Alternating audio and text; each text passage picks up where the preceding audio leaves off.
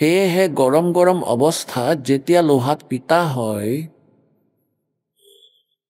তেতিয়াহে ইয়াৰ লাভ উঠাব পাৰি। যি বনাব বিচাৰে সেয়া বনাব পাৰি। গতিকে এনেকৈ মনুষ্য শৰীৰ আপোনালোকৰ এই গৰম লোহা, ইয়াৰ ওপৰত আপোনালোকক এই ৰাম নামৰ হাতুৰি কোব লগালেহে ইয়াৰ সদুপয়োগ হৈ যাব।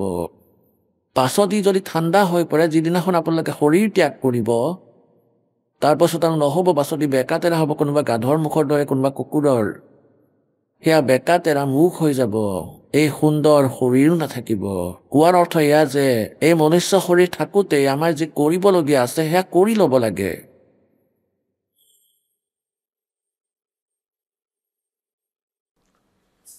यो सौदा फिर नाही संतो, ये सौदा फिर नाही।